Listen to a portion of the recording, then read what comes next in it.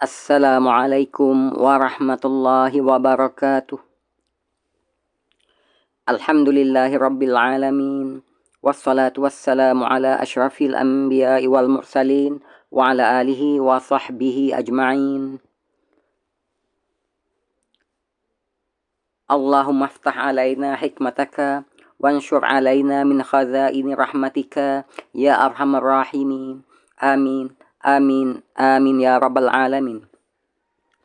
Alhamdulillah, dengan limpah kurnia Allah Subhanahu wa taala, dapat kita insya-Allah di pagi yang berbahagia ini untuk sama-sama kita ikuti perkongsian bacaan kitab ataupun buku Perangi Syirik, Sucikan Aqidah, Mantapkan Syahadah untuk sesi perkongsian audiobook yang keempat, insya-Allah.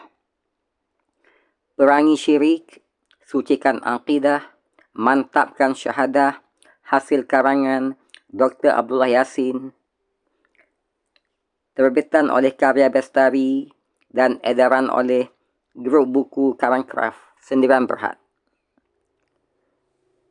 Untuk makluman, versi yang kita guna pakai untuk sesi perkongsian audiobook ini adalah versi PDF cetakan kedua tahun 2013.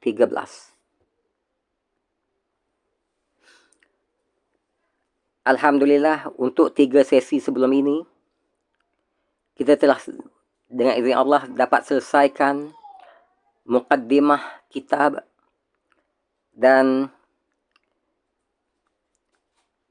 bahagian 1 penjelasan 6 rukun iman, bab 1 Islam agama yang hak, subtopik akidah atau i'tiqad, subtopik akidah dan syariat, dan sebahagian daripada subtopik ilmu tauhid.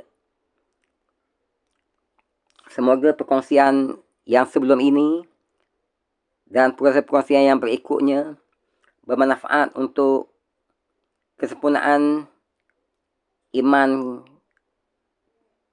dan amal kita sebagai bekal untuk balik jumpa Allah Subhanahu wa taala di hari yang tiada kesudahannya nanti, insya-Allah.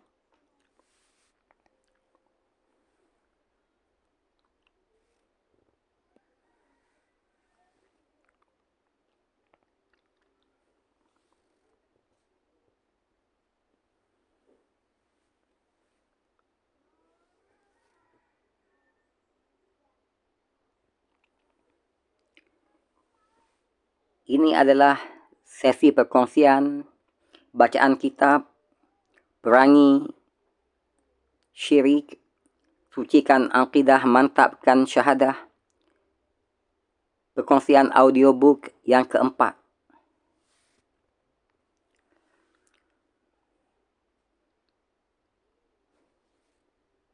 Bahagian 1, penjelasan tentang 6 rukun iman.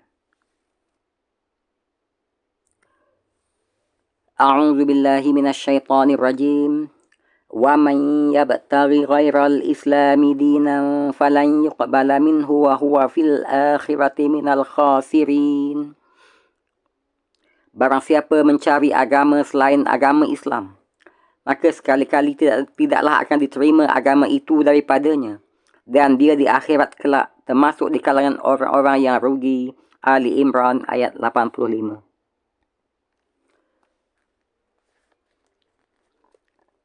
Innallaha la yaghfiru an yushraka bihi wa yaghfiru ma duna dzalika liman yasha. Wa man yusyrik billahi faqad iftara isman 'azima. Sesungguhnya Allah tidak akan mengampuni dosa syirik kepadanya. Akan tetapi dia mengampuni segala dosa yang selain daripada syirik itu bagi sesiapa sahaja yang dikehendakinya. Barang siapa yang mempersekutukan Allah, maka sesungguhnya ia telah berbuat dosa yang amat besar. An-Nisa ayat 48. Allahumma inna na'udzu bika min an nusyrika bika syai'an na'lamu wa nastaghfiruka lima la na'lamu.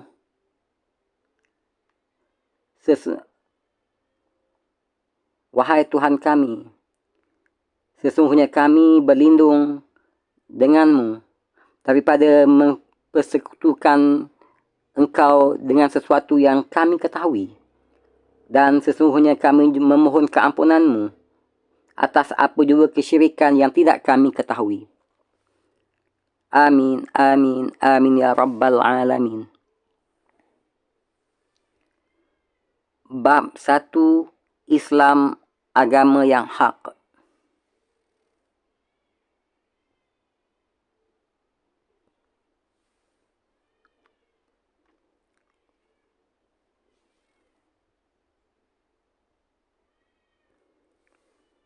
Subtopik ilmu tauhid.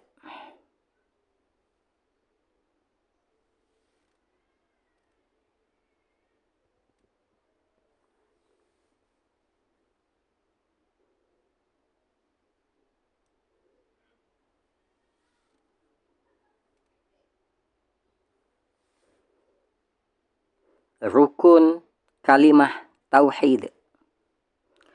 Kalimah tauhid, la ilaha illallah, tiada Tuhan yang berhak disembah melainkan Allah, mempunyai 2 rukun.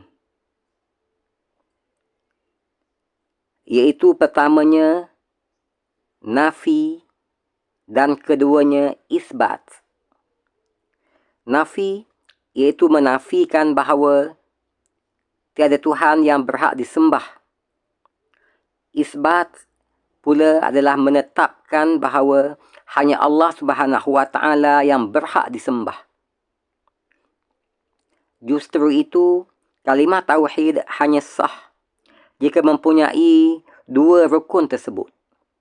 Kalimah tauhid terdiri daripada 2 bahagian, iaitu nafi, penafian, dan isbat, yakni pensabitan. Gabungan kedua-duanya menghasilkan makna tauhid yang lebih murni jika dibandingkan hanya dengan isbat semata-mata. Bandingkanlah antara 2 ayat berikut. Ayat pertama, Ahmad hadir dalam kelas tambahan. Ayat kedua, tiada seorang murid pun yang hadir dalam kelas tambahan itu kecuali Ahmad.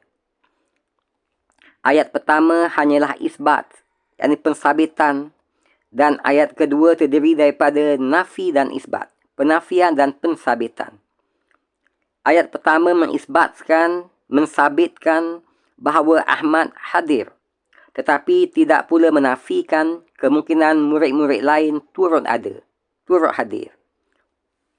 Manakala ayat yang kedua pula menafikan kehadiran semua murid lain kecuali Ahmad.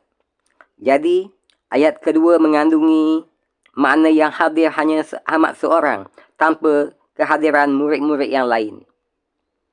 Demikianlah makna kalimah tauhid. Jika kalimah tauhid hanya dalam bentuk isbat, pensabitan sahaja, bahawa saya menyembah Allah Subhanahu wa Ta'ala, itu tidaklah bermakna saya tidak menyembah Tuhan yang lain selain Dia. Atau dengan kata lain, saya juga barangkali menyembah Tuhan selain Allah Subhanahu wa Ta'ala di samping Allah Subhanahu wa Ta'ala. Tetapi jika kalimah tauhid itu terdiri daripada gabungan nafi dan isbat, penafian dan pensabitan, maka maknanya sangatlah jelas, iaitu semua Tuhan tidak berhak disembah kecuali Allah Subhanahu wa Ta'ala. Dengan kata lain, gabungan nafi dan isbat, penafian dan pengisbatan menghasilkan natijah yang lebih murni bahawa hanya Allah Subhanahu wa Ta'ala sahaja yang berhak disembah. Ia bermaksud tiada sekutu bagi Allah Subhanahu wa Ta'ala dalam rububiyahnya, seperti dalam penciptaan, kekuasaan dan pemilikan. Demikian juga dari segi uluhiyahnya, yakni tiada sekutu baginya dalam pengibadatan kepadanya. Alhamdulillah, telah dapat kita selesaikan perkongsian audiobook, bacaan kitab, perangi syirik, sucikan akidah, mantapkan syahadah. Untuk sesi keempat kali ini, yang membicarakan tentang rukun kalimah tauhid. Semoga perkongsian ini, juga perkongsian yang seterusnya, juga perkongsian yang berikutnya akan sangat-sangat bermanfaat untuk pemantapan iman dan amal kita, agar kita terjauh daripada sebarang bentuk kesyirikan dan dapat kita balik jumpa Allah dalam keadaan diradainya.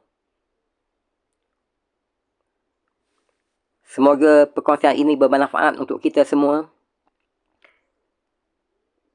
Dan insya-Allah untuk sesi perkongsian seterusnya, kita akan teruskan dengan perkongsian berhubung kait dengan syarat sah kalimah tauhid.